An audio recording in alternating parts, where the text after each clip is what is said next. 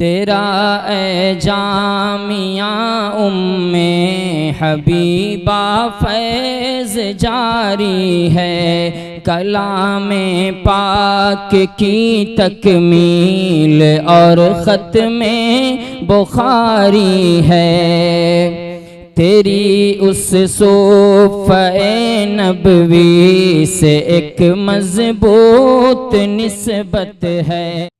अस्सलामु अलैकुम व रहमतुल्लाहि व बरकातुहू।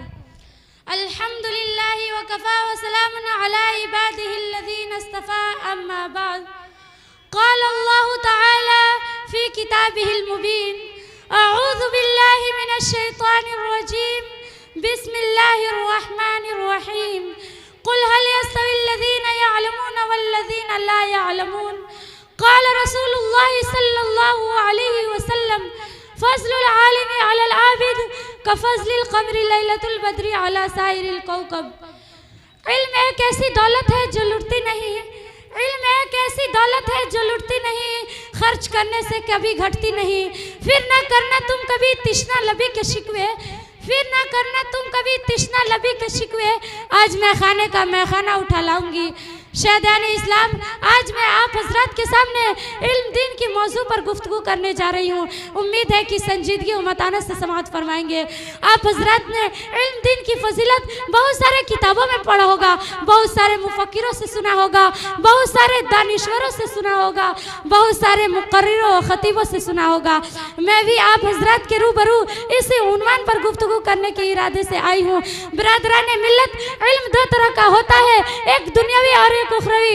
इल्म चाहे दुनियावी हो या उखरवी, इंसान को इज्जत और फजीलत अता करता है, लेकिन दुनियावी इल्म सिर्फ दुनिया तक ही महदूद रहती है और उखरवी इल्म दुनिया व आखिरत दोनों जगह रुसवाई और जिल्लत से निजात दिलाता है, इज्जत और शौकत अता करता है। मैं आपसे सवाल करती हूँ, वो कौन सी शय थी जिसने आदम को मलाइका से अफजल बना दिया? वो कौन सी शय थी जिसने इंसान को अशरफुल मखलूकात बना दिया?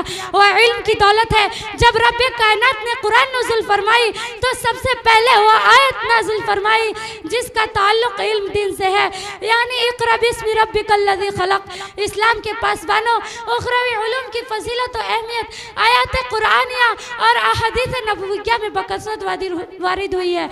अल्लाह तबारक व तआला इरशाद फरमाता है, कुल हल यस्तविल्लज़ीना यअलमूना वल्लज़ीना ला यअलमून।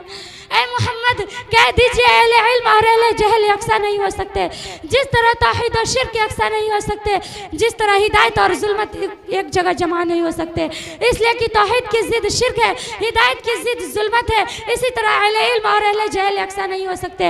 एक हदीस शरीफ में मोहसिन कायनात सल्लल्लाहु अलैहि वसल्लम ने इरशाद फरमाया, फ़ज़्लुल आलिमी अलल आबिद कफ़ज़्लिल क़मरि लैलतुल बद्रि अला साइरिल कौकब। कि आलिम की फजीलत आबिद पर ऐसी है जैसे कि 14वीं चांद की फजीलत तमाम सितारों पर। हज़रत अब्दुल्ला बिन अब्बास रज़ियल्लाहु तआला अन्हु फरमाते हैं कि अहले इल्म के साथ 100 दर्जात ज़्यादा होंगे और हर दर्जों के दरमियान मुसाफत 500 बरस की मुसाफत के बराबर होगी। बरादरान इस्लाम, लेकिन आज के दौर के मुसलमान अपने बच्चों को तालीमात इस्लामिया से दूर रखते हैं और कमसिन बच्चों को अफरंगी तालीमात देते हैं। ये सिर्फ शैतान का फरेब है और शैतान और मरदूद जिसने अहद कर लिया कि बनी आदम को जहन्नम पहुंचाएगा। वह शैतान जो हमारे दीन और इस्लाम का दुश्मन है, वह शैतान जो हमारी सोसाइटी का दुश्मन है, ये शैतान हमारा असली दुश्मन है। ये अपने खूबसूरत और रंगीन जाल में हमें फंसाकर तालीमात इस्लामिया से दूर करना चाहता है।